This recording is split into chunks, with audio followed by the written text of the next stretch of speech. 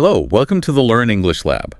Today's podcast, English Listening Practice, podcast topic name is C1 Advanced Listening, Debunking Common Fluency Myths. So if you're tuning into this deep dive, chances are you're an ambitious English learner. You've probably cleared that B2 hurdle. Maybe you're even quite comfortable watching Netflix or films without needing subtitles all the time. You can follow along in meetings, generally speaking. You've definitely put the work in. Absolutely. And getting to that stage is, well, it's a massive achievement. But then there's this thing we sometimes call the C1 trap. Right. It's when you jump into those really fast, spontaneous conversations, you know the kind I mean, where people might overlap, use local slang, talk about really quite complex stuff. Yeah, the unpredictable ones. Exactly. And you find yourself, well, feeling a bit lost again. Maybe you're nodding, but you only caught maybe half of it. That silent nod, yeah. Been there. It makes you wonder, after all this effort, why does that effortless fluency still feel just out of reach? That feeling of hitting a wall can be really disheartening, can't it? You think, I'm spending hours on this. Why isn't progress faster now? Right. And a lot of learners, they start to think, maybe incorrectly, that it's about their own ability, like they've just plateaued permanently. But, the issue usually isn't a lack of skill or effort. It often comes down to chasing the wrong target. What do you mean? Well, chasing an inaccurate idea of what C1 listening or C1 fluency actually is. Learners pick up these fluency myths, unrealistic ideas. Right. And these myths, they create false expectations. They can actually slow down the progress you're trying so hard to make. Gotcha. So our mission today then for this deep dive is to really cut through that confusion. We're going to tackle head on the 3 biggest myths that we see holding advanced learners back. And importantly, we want to give you a practical, actionable roadmap, something you can actually use to build that real C1 listening confidence. Let's do it. Let's unpack these myths. Okay, let's dive straight into probably the biggest one, psychologically speaking. Yeah. Myth number 1, the instant fluency illusion. Ah, yes. The finish line idea. Exactly. Yeah. It's this belief, and it's pretty common, that if you just immerse yourself enough or study really hard for, say, 3 months, 6 months, then boom, effortless fluency should just kind of happen, like flipping a switch. Right. And you hear stories, don't you? Like someone moves to London or maybe New York for a few months. Yeah, the classic immersion tale. They watch local TV, they swear off their native language, join clubs, do everything right, totally convinced that after 3 months, they'll just glide into any conversation, seamlessly. But the reality is often, well, a bit different, a bit disappointing sometimes. It often is. They can function, no doubt, they can get by, Yeah. but they still struggle with the fast back and forth, the banter, Yeah. they freeze up when some really specific cultural slang comes up, or they miss those subtle clues, the context you need to get a fast joke. And then they feel discouraged. They think it's their fault rather than just, well, a normal part of advanced learning. Exactly. And we need to tackle that disappointment first. Why do advanced learners fall for this? Well, a couple of reasons. Okay. One is just marketing, basically. You see ads everywhere promising fluency in 30 days or learn while you sleep. Oh, yeah, that was... They completely ignore how the brain actually learns complex skills like language. Especially at the C1 level, it takes deep neurological rewiring. It's not instant. That makes sense. And I suppose it's also about comparing it to beginner stages, right? Precisely. When you started out, you were learning lists of words, basic grammar rules. That feels fast. You see progress quickly. Very motivating. Yeah. But at C1, you're not just learning new stuff so much as polishing. You're making complex rules, idioms, subtle pronunciation automatic. It's shifting from knowing about the language to using it instinctively. Like declarative versus procedural memory. Exactly that. Declarative is learning the facts, like road signs. Procedural is instinctively knowing how to drive in heavy traffic. That procedural skill building feels slower because it's happening deep in the brain's wiring. It's not as visible day to day. Right. Progress is happening, but it's measured differently. It leads to that feeling of, am I even improving anymore? And there's another confusion too, isn't there? Between just being exposed to English and actually mastering it. Oh, absolutely. Having the radio on in English while you're, washing dishes, that's passive exposure. It's okay. It helps a bit. But it's not C1 practice. Not really. C1 listening demands active engagement. You need to be consciously noticing things like intonation shifts, tracking how arguments are built, interpreting nuance. Passive listening just won't cut it. So what is C1 listening then, really? if it's not just speed or total understanding? It's fundamentally about depth of understanding. Think of it this way. B2 is understanding what someone said, the literal meaning. C1 is understanding how they said it, why they chose those specific words, and crucially, what they implied but didn't state directly. Reading between the lines. That's a huge part of it. Let's take an example. Imagine two colleagues discussing a project idea, maybe one they don't quite agree on. Speaker A says, kind of flatly, "Well, that's one way to look at it." Right. I can almost hear the tone. Exactly. Speaker B might push back, "What do you mean by that?" And Speaker A just waves it off, "Oh, nothing, just thinking aloud." Okay. Now, a B2 level listener might just hear the literal words. Okay, that's a valid option. But the C1 listener, they catch the clues. Right. Like the vague language, one way, not the best way. Yeah. The slightly falling intonation on, "Look at it." The dismissive filler, "Oh, nothing." Put together, it signals disagreement, maybe skepticism, reluctance, even if the words themselves seem neutral. So C1 is hearing the unspoken message through the sound of the structure. That's it. And believing in that instant fluency myth, well, it has costs. Learners get burned out when the quick results don't appear. Yeah, you give up or scale back. Exactly. You might start avoiding the challenging stuff, those fast conversations, and retreat back to easier things like always watching with subtitles, which actually keeps you stuck below C1.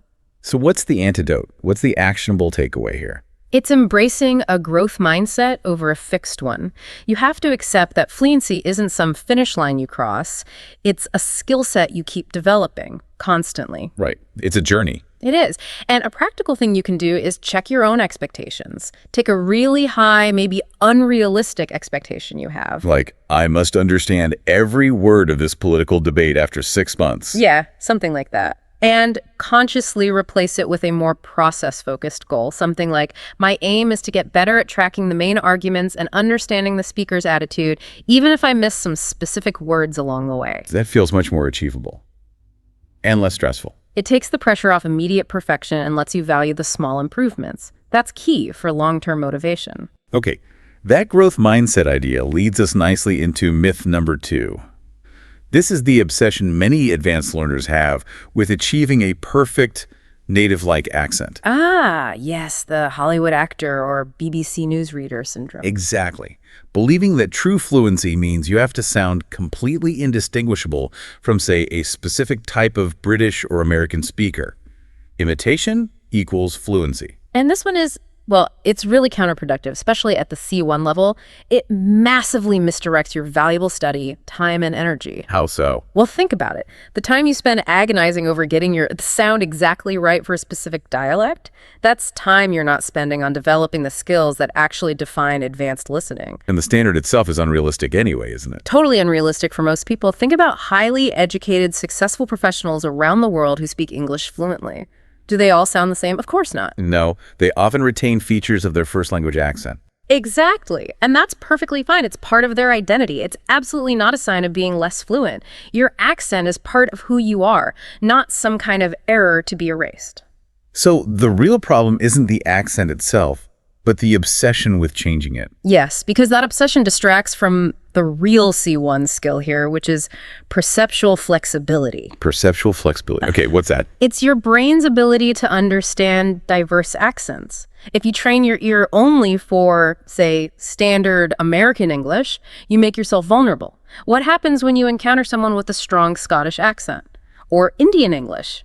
Yeah. Or Australian? Right. You might struggle to understand them even if they're speaking perfectly clearly in their accent. Precisely. The real world, especially at an advanced level, international business, academia, it's full of different Englishes. Think of a conference. Yeah. You might have a keynote speaker from Scotland, a workshop leader from India, a colleague you chat with from Australia. They're all fluent C1 speakers. But they sound different. Radically different sometimes in terms of rhythm, vowels, stress. If your brain isn't flexible, isn't trained for that variety, you spend all your mental energy just trying to decode the basic sounds. Leaving no room to process the actual message, the complex ideas. Exactly. You miss the nuance, the argument, the important stuff. C1 exams, by the way, deliberately include different accents to test exactly this adaptability. So how does this play out with specific words or phrases? Can we illustrate that? Sure. Let's take a simple common phrase. Like if you accidentally bump into someone and say, "Oh, I didn't mean to upset you." Right. A standard American speaker might put the main stress on upset and maybe you. "I didn't mean to upset you." Right. Someone from, say, Dublin might have a very different vowel in upset and maybe a flatter intonation pattern overall. It might sound quite different acoustically. Okay. An English speaker from South Asia might use a different rhythm entirely, maybe more syllable timed, which could make it sound faster to someone not used to it. So the sounds are different, the rhythm might be different. But the core meaning relies on catching the key stress that the focus is on upset. The C1 listener needs the flexibility to identify that core meaning signal, regardless of the surface-level phonetic variations. You don't need to copy those accents. You need to understand them, adapt to them quickly. That's the goal. Shift from imitation to adaptation. So how do we train for that practically? First step, build an accent playlist. Make it a core part of your routine. Okay, what does that involve? It means deliberately moving beyond just the mainstream, often quite standardized English you hear on big news channels.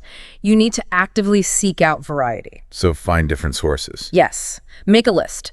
Include things like BBC Radio 4 for UK regional accents, maybe local NPR stations from different US regions, ABC Radio from Australia. Find interviews with speakers from Ireland, Nigeria, India, Singapore. The wider the range, the better. And listen regularly. Rotate them daily if you can, just short bursts. Get your ear used to switching gears quickly. That builds the perceptual flexibility muscle. What about shadowing? We usually think of that for speaking. It's incredibly powerful for listening agility, too.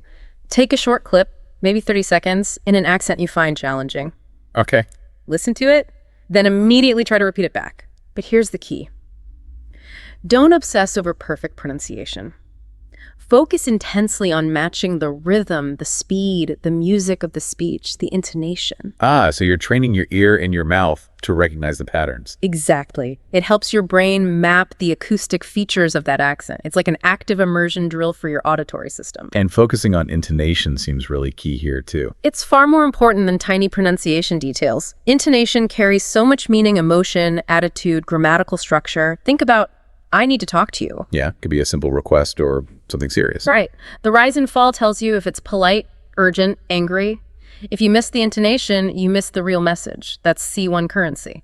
So the big shift here is what? It's reframing the goal. Move away from "I need to sound like a native," which is often impossible and unnecessary, to "I need to understand diverse speakers and communicate my own message clearly." That feels much more empowering and achievable. It frees up so much mental energy to focus on understanding the content, which is where the real advanced skill lies. Okay, let's tackle myth number 3.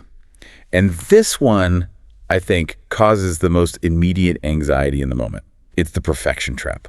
The 100% comprehension myth. Yeah, the belief that if you're truly fluent, truly C1, you absolutely must understand every single word anyone says to you. And this leads directly to that horrible feeling, the C1 brain freeze. Exactly. You're listening, it's going, okay, then bam, an unfamiliar word pops up, maybe academic jargon, maybe some regional slang, and your brain just hits the brakes.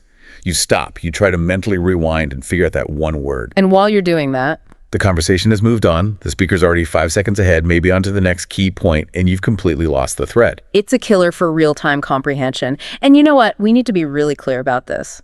Native speakers don't catch every single word either. Really? No way. Especially not in fast speech or noisy places, or when discussing complex topics outside their expertise.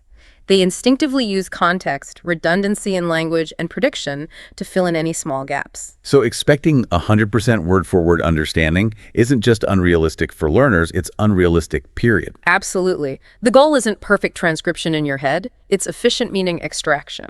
And sticking to that word-by-word listening habit, it actually sabotages your fluency, doesn't it? Hugely. First, it creates massive processing delays. Real conversation needs quick, fluid processing. Stopping to analyze every word trains your brain to pause, not flow. It becomes a bad habit. And it must be exhausting. Incredibly fatiguing. The anxiety of, "Oh no, I missed a word," actually blocks your ability to relax and just absorb the overall message, the tone, the speaker's intention. You're too stressed to listen effectively. And you lose the big picture. Totally. You zoomed in on one tiny detail, that one unfamiliar noun, and you miss the structure of the argument, the speaker's purpose, how the different points connect. C1 skill is about strategic flexibility, knowing when a word doesn't matter that much and letting it go to stay with the flow. Okay, so if it's not about catching every word, what should advanced learners focus on? The good news is C1 success relies much more on two core skills: gist listening and inference. Gist and inference. Okay, break those down. Gist is simply catching the central idea, the main point, even if some details are fuzzy. Let's say you hear, the focus group absolutely decimated the new marketing proposal, saying it was utterly nonsensical. Okay, maybe, I don't know, decimated or nonsensical. Right. But you probably catch focus group marketing proposal and the negative tone. You get the gist. The proposal was rejected strongly. That's often enough. And inference. Inference is that higher level skill of reading between the lines. It's connecting what you hear with the context, the tone, your background knowledge to figure out what's implied but not said directly. Like the earlier example of that's one way to look at it. Exactly. Or imagine a meeting starts and someone sighs heavily and says, right, well, I guess we're back to square one, aren't we? Okay, even if I don't know the idiom, back to square one. You infer from the sigh, the tone, the context that it means something like, we failed, we have to start over, this is frustrating. You deduce the meaning. C1 involves getting comfortable with that kind of ambiguity and using clues to fill the gaps. So how do we train these skills? How do we break that perfection habit? We need specific tools. First, you must practice with messy audio. Messy audio, what's that? It means deliberately listening to stuff that isn't clean and perfect, like textbook recordings. Find audio where speakers overlap, interrupt each other, use loads of fillers, sort of, or speak really fast with strong accents. Why do that? It sounds stressful. It is, initially, but it forces your brain to deal with cognitive load. It trains you to filter the important signal, the main idea, from all the surrounding noise, the fillers, the overlaps, the odd, unfamiliar word. It's like stress testing your listening engine. Makes sense. Build resilience. Oh, we really push chunk listening. Stop trying to hear individual words in isolation. Focus on phrases. Yes, units of meaning. Often these are structural signals. Instead of hearing at the end of the day, train your ear to hear at the end of the day as one block. And recognize what it signals. Exactly. That signals a conclusion or a summary is coming. Other vital chunks are things like, in terms of signals a shift in topic. The thing is, signals a key point or problem. To cut a long story short, signals a summary. Recognizing these chunks helps you follow the structure. What about subtitles?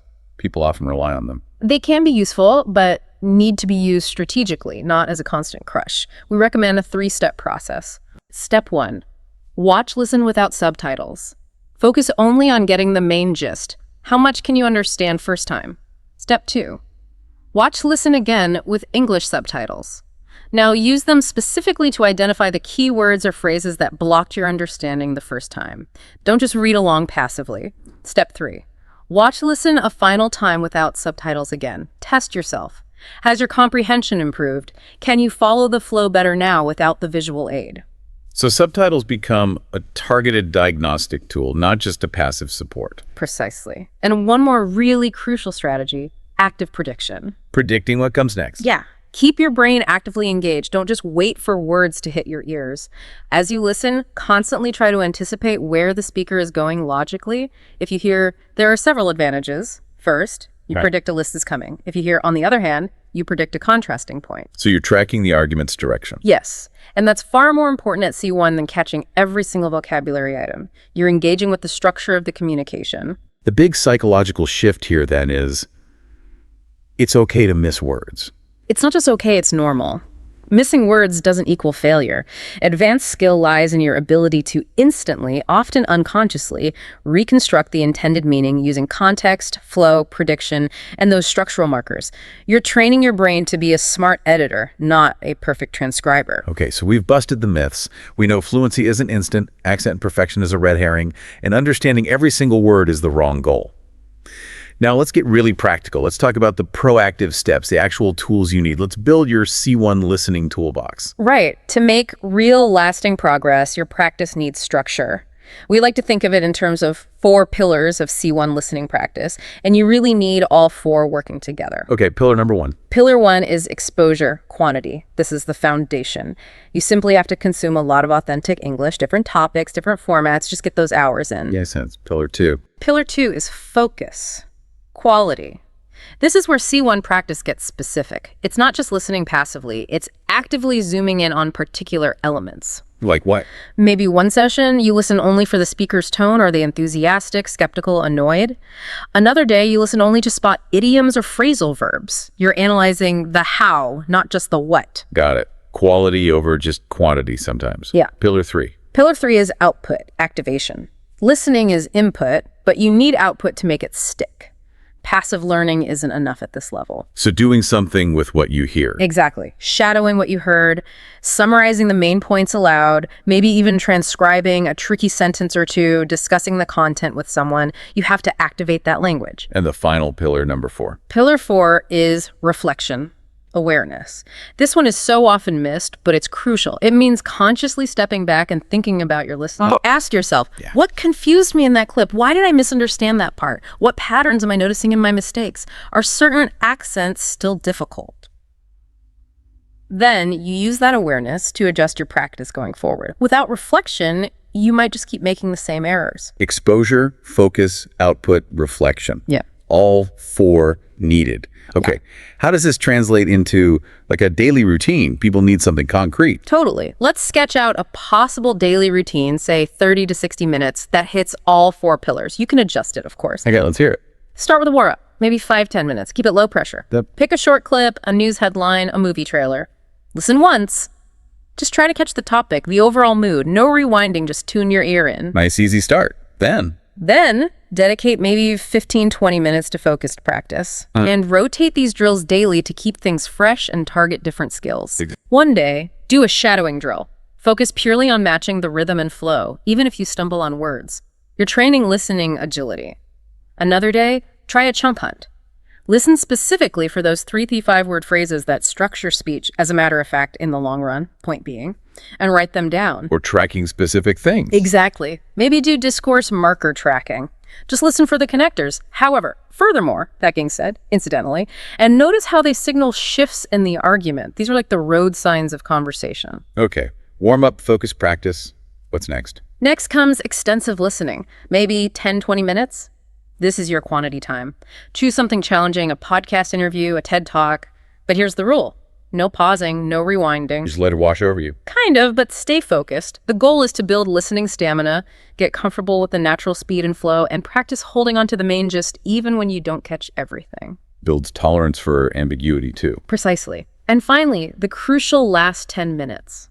Output and reflection. How do you do that? After the extensive listening, immediately try to summarize the main points aloud.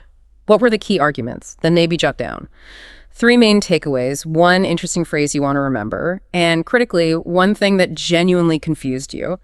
That confusion point becomes fuel for your next focused practice session. I like that. It closes the loop. Yeah. Now, you mentioned vocabulary earlier, but not just single words. Right. C1 listening isn't just about having a huge dictionary in your head. It's about rapidly recognizing phrases and functional markers in context. We need to train our ears for specific categories. Okay, what are these categories? Category 1, discourse markers. We touched on these. They're the navigation signals. The thing is, introduces a key point or problem.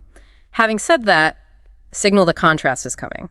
All in all, signals a summary. You need to hear these as single units with a specific job. Got it. Category 2. Attitude and opinion phrases. These reveal the speaker's stance. Fair enough. Signals acceptance, maybe reluctant. I'm not so sure about that. Polite disagreement. To be honest. Signals candor, maybe a difficult truth. Recognizing these helps you read the emotional temperature. Super important for C1. Okay, category 3. Idiomatic expressions and colloquialisms. Natural speech is full of them. Hit the nail on the head, be exactly right. Out of the blue, unexpectedly, by the skin of your teeth, barely succeed. At C1, it's not just knowing the definition, it's understanding when and where they're used appropriately. Are they formal? Informal? Context is key. Category 4. Academic and formal vocabulary. If you're using English for work or study, you need words like mitigate, viable, subsequent, albeit empirical. But again, focus on how they're used their common partners or collocations. We often mitigate risks, find a viable solution, discuss subsequent events. Learn them in chunks, not isolation. And the last one, category 5. Nuance vocabulary. These are the subtle modifiers that change the tone or weight of a statement. Words like slightly, basically, actually, kind of, sort of. How do they add nuance? Well, slightly can be an understatement. I was slightly annoyed, might mean very annoyed. Basically simplifies things. Actually can introduce a contrast or correction. And kind of, or sort of, are hedges. They make statements less direct, less certain. Missing these tiny words can mean missing the speaker's true attitude. Okay, so we've got the mindset shifts, the ear training for diversity, the focus on chunks and phrases, and this structured toolbox approach. It feels like this is all building towards bridging that gap. The gap between textbook English and, well, messy, real-world English. That's exactly the goal. Practice materials and methods need to simulate that reality as much as possible. You need to encounter the pauses, the ums and ahs, the sudden changes in direction, the implied meanings, all happening at speed. So using things like authentic podcast snippets or even carefully designed practice dialogues is key. Right. For example, listening to a simulated workplace chat.